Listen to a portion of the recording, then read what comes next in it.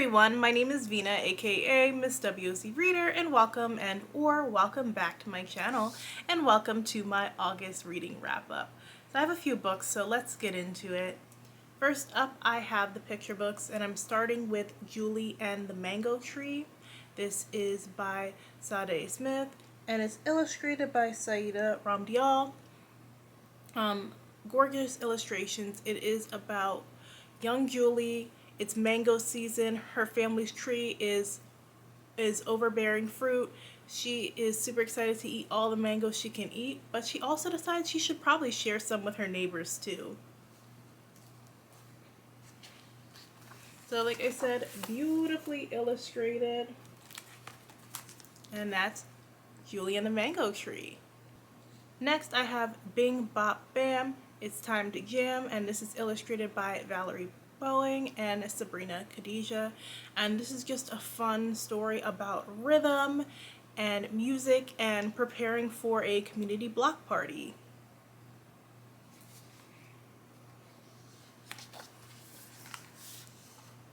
So yet again, beautiful illustrations, lots of fun. So that is Bing Bop Bam. Next, I have another Valerie Boeing book, and this time it's illustrated by Kailani Juanita, and it is called Together We Swim. So a big topic this summer has been access to the pools for Black kids, so it was nice seeing a picture book come out with a Black child learning how to swim. I've talked about this topic on this channel before, and how important it is for kids to have access to a pool during the summer, but also how Black kids often don't learn how to swim because roadblocks are in their place preventing them from access to a pool. I know it's something that I even thought about this summer because the only pool in my city actually has like a pretty high fee since they've redone it. Like I was seeing like $20 a day, and you know, the hours too that pools are open, like I was surprised that the pool doesn't open till like 12 and then it's closing by like 6. So it's not like you can quick run after work sometimes, because by the time you get there, like it's closed. So there are like little roadblocks in place preventing kids from enjoying the pool as much as they want to. It's not in your area, it's not in their area, so they have to find a way.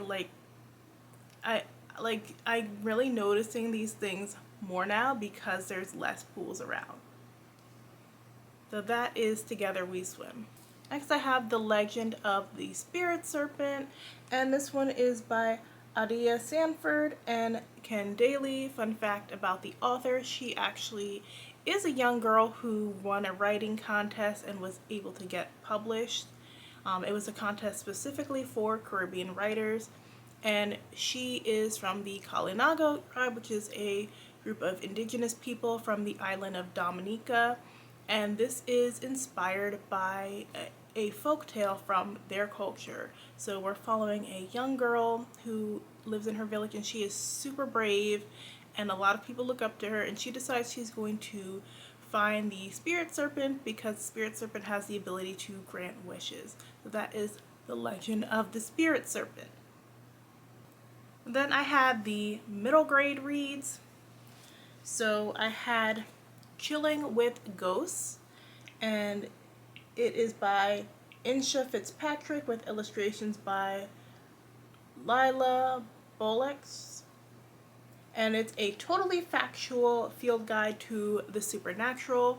I like this one because I remember these types of field guides back in the day, and it's just full of really interesting ghost stories. She does cite all her work. It does mention different other books you can check out that are fictional as well. And she goes from middle grade and chapter books all the way to our classic tales like Edgar Allan Poe. I thought this was a really great resource if you're kind of a beginner to the world of ghosts and you wanted to know more about it. There's like a little reading list for the kids if they do want to go on like a library scavenger hunt. And of course, there's, in addition to the folk tales and legends that are in it, there's also games. Like there's a game where you can build the ultimate ghost story. So it kind of gives you the type of ghost, the haunted place, the first haunting incident, the second haunting incident, the ghost busting equipment to use, and how you're going to get the ghost to go away. So I think this is like a really cool guide that could be used in classrooms, specifically around Halloween time, just to get the kids engaged and learning. So that is Chilling with Ghosts. Next, I read The Finch House by Sierra Birch, and I was actually very happy when I got The Finch House in the mail a couple of months ago because it's short. And there's not enough shorter middle grade out there. Now, we can talk about the books being short and still having the same price point. That's a whole different conversation. But I like that it was short, sweet, and to the point. It is a haunted house story. So we are following a young girl named Micah. She and her mom have finally gotten a chance to get a house of their own, but it means moving to New Jersey. She's not ready to move to New Jersey. She likes living with her papa. And instead of finishing packing one day, she decides to go explore in the neighborhood like she usually does with her papa, and ends up stumbling upon the Finch House, which is a house that he's always banned her from going into. And it's a house she's never known anybody to live in, but suddenly there's this new family living there, and her papa sees her when he's driving by, gets her, and is, yells at her, and she's like, "You're not supposed to go into this house." Next thing, the next morning she can't find him anywhere. He seems to be missing, and she feels like, he's at the house. So she goes back to the house and ends up getting trapped there. And it's a really interesting, spooky tale because you don't exactly know the origin behind the house and why it's pulling them in, and there was an interesting little twist. And I also like that the house was a character in itself. So this is The Finch House. Now I have my YA reads. So I have Sign of the Slayer, and this is by Sharina Harris, and I actually had a lot of fun with this one. Like, it was one of my most anticipated 2023 releases, and it didn't disappoint. So it is a YA urban fantasy, which is something I've really been looking for more of, and it's like Full Alchemist meets Buffy the Vampire Slayer with a little bit of Egyptian mythology and a little bit of alternate history, like all mixed up together in one story. It is a little bit long. Like, I felt like it could have been just a little bit shorter, and I felt like it was a little bit of a slow start at the beginning. Also, like, when I was first reading it, took me a little bit to get into because we do immediately rush into the action, and it's like back, like in the first couple of chapters. So we're following Raven. She is a band geek. She is just ready to finish high school because she's going off to college. Next year she has like HBCU dreams. And after a big game with her, a big football game, her band is heading home. Their bus gets attacked by vampires, and she ends up being the only survivor. That same night she finds out that she's a slayer when she is rescued by this mysterious vampire, and she ends up getting dropped off at this random motel. And then people from the Slayer Society track her down, and she's forced into this life. They're like, you have to leave your old life behind. You have to become a Slayer. It's not safe to interact with anybody from your old life. And she's like already in the middle of grieving the loss of like her friend. And now she's just out for revenge. So she's like, okay, I will come join your Slayer Society so I can learn what I need to do to be able to kill vampires. And like, it had that little bit of that almost felt nostalgic. Like, there is a lot of references to Buffy, like a lot. I don't really know how the teens will, connect with all those references to Buffy, because for me, Buffy was before my time, like, slightly, because I wasn't a teenager during the height of Buffy, and I never watched the reruns like some of my peers did, so I know the names, and I watched my first episode actually this year just because it was on Hulu and I was curious. Um, when I was watching, it felt very 90s, so I'm like, I think I missed my window of opportunity for this show. So there were like a lot of references to Buffy, like by name, that was like, okay. But I still had a good time with this. I still felt that the voices felt very teen, which is very important because Raven and most of the characters in here are more like 18 plus. And it didn't have that weird mix that some books have been having where the characters are like 18, 19, but they read in between adult, but like not quite teen, and it feels like they're doing grown stuff one minute and then acting really immature the next. And she pretty much consistently felt like a 18-year-old character who was thrust into this crazy world, and I appreciated that. I appreciated the voice. I appreciated her snarkiness. It was nice to see a main character who actually has personality, and it was nice to read a book where I felt like stuff was constantly happening throughout. And of course, you know, we have a black main character, but we also have a black love interest, which I enjoyed as well.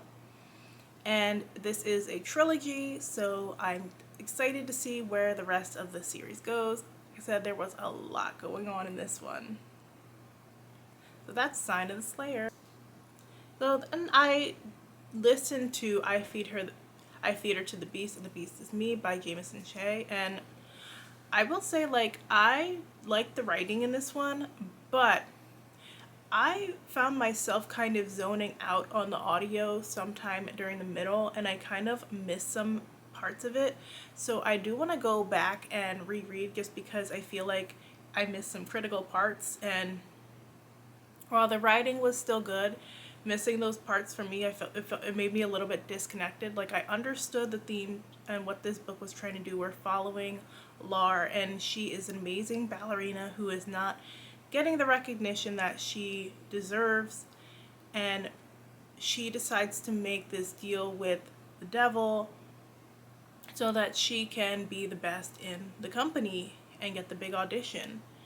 And so I feel like the marketing on this one is very focused on like the deal with the devil, the river of blood thing, and the author is actually a friend of mine, so we like have discussed this. Like, I don't feel like the cover like represents what the book is about, because it really is more about surviving the ballet world. And I think a lot of people are going to go into this expecting like this big horror, and it's not really a horror. And I had been told that from the beginning, like, this is not really a horror, it's more like a dark fantasy. And so I did like a lot of about it, but like I said, since I missed that part in the middle, because I wasn't paying close enough attention, it kind of threw me off for the rest of the book. So I'm not gonna rate this one yet, because I actually do want to go back and read it with my eyeballs, because I think this is a book that I would enjoy better if I was paying closer attention to the text. Last, I have my adult book for the month, which is The Secret to a Southern Wedding by Synethia Williams, and this was kind of my kickoff for the month, and I really enjoyed this one. I enjoy basically everything Synethia Williams writes, and in this one we're following Dr. Imani Emp, and she is an OBGYN who has just been named Doctor of the Year for her hospital, and she hates the title because she feels like they're using her for the token representation, and she doesn't get the say she wants. She's trying to be a patient advocate, and she just feels like even though they gave her a spot on the board, they're not listening to her. In between dealing with the stresses of work, she gets a message from her mom that's like, I'm getting married in a month, and she's like, what? She hasn't even met this man, so she rushes down to go back home to her small town of Peachtree Cove, and she ends up meeting this handsome stranger like before she heads to home. heads home, and then realizes this handsome stranger that she met is actually the son of the man that her mother is marrying. And it's so hard for her to adjust to her mother's marriage, because there's the new man that her mom has met like a month ago and is like in love with, and he's hanging around all the time, like staying over, cooking breakfast every morning in his little robe, and she's like, it's a lot for her to deal with. And they're kind of like pushing her off on the son, hoping it'll help her get understand their relationship better and be more on board for the wedding. And Amani has a lot of trauma about the small town, and she really doesn't want to be there because her parents had a really messy divorce, and now she felt like everybody knew that her father was having an affair, and they were going around talking about her behind her back, and they just let bad things happen. So she kind of has to get over that trauma and embrace being open for the possibility of love. So overall, I had a good time with this. It is a little bit longer than I'm used to from Thea Williams. I think it could have been just a little bit shorter. I know Harley Quinn is trying to do these like longer trade paperbacks, but I'm hoping that they kind of like shorten them a little bit. So that is The Secret to a Southern Wedding. And then I just read some chapter books like during the month that I'm going to quickly mention. So I read Beau and the Poetry Lesson, which is one of the Beau at the Buzz books, and that is by Elliott Smith. And then I read two books by Brian Patrick Avery. One was Bobby's Story, and the other was Elijah's Garden. That's just stuff that I was reading with my niece because those are beginner chapter books, and they're diverse series. So I'm like working with her because she's in first grade. It's reading year. I'm trying to be consistent with her and see if I can spend time with her every week doing a little bit of reading. And those are just really quick, easy, great beginner stories. They're not too complicated. So that was everything I read during the month of August. I'm really excited to see what September holds. Let me know if any of these books sounded interesting to you, and if you like this video, make sure and hit that like button. Thanks so much for watching, and I will see you guys in the next one. Bye!